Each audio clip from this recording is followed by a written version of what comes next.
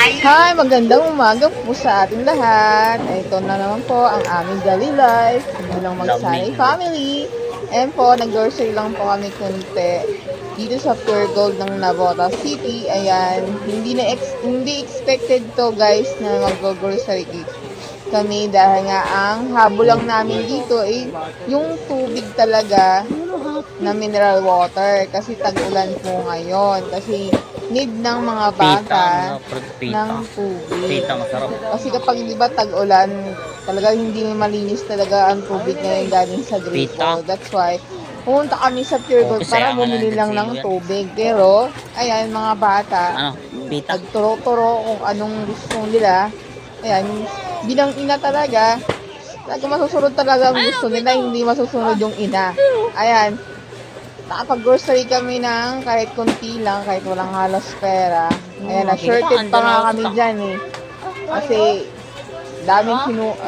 may mga kinuha dyan na hindi naman importante. Ayan guys, hindi pa rin kami tapos pagpili ng mga biscuit na nasa Tupperware.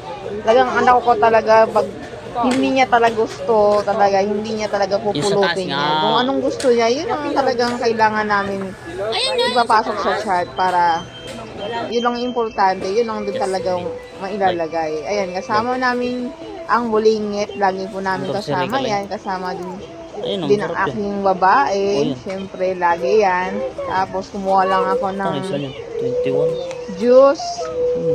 Tapos naghingi pa ng extra na juice para daw sa kanila. Ayan. Talagang kahit shorted na tayo pero pulot ng pulot pa rin. Walang pakialam kung magkano yung price niyan. Kala mo naman maperang Ayan, patuloy lang kami ng grocery. Tapos ayan, naglakad-lakad na kami. Tapos nagtingin-tingin kung ano pa ang pupulutin namin. Ayan. Grocery konti lang. Oh. Ting. Dami sana. Dami. Walang pera. Oh. Walang sahod sa Facebook. Tsaka YouTube. Wala. Manin.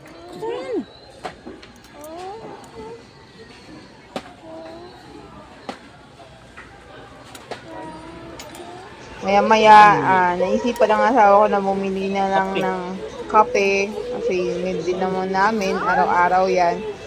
Mga bata, gatas at Milo, sa amin din kape, ayan. Katapos yan, ayan, nakikita nyo, hagay ako dyan, hindi na nakapag-ayos. Biglaan lang kasi punta yan sa Pure Gold.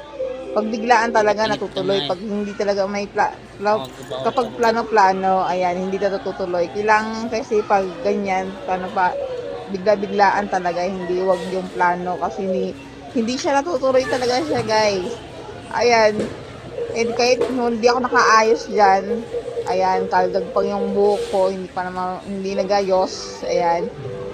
Pero basta makabili lang yung pangangailangan ng aking mga anak. Kaya pagkatapos namin yan mamili at makabili ng mga pangangailangan namin, ayan, nagbalak na kami na pumunta na sa counter para magbayad na ng aming pamili. Kasi talagang sadya lang talaga namin dyan is tubig, dalawang tubig. Yung nakikita yung dalawang tubig dyan. Ayan, yun lang talaga sadya namin dyan sa Pure Gold. Tapos konting biscuit. Pero yung iba talaga, hindi namin talaga yan na plano bilhin. Bilhin na lang namin din kasi andito na kami sa Pure Gold. Ayan, sayang naman din punta namin dito kapag hindi namin nabili yan mga ganyang grocery. Ayan guys, bye-bye na. Uwi na kami. Thank you.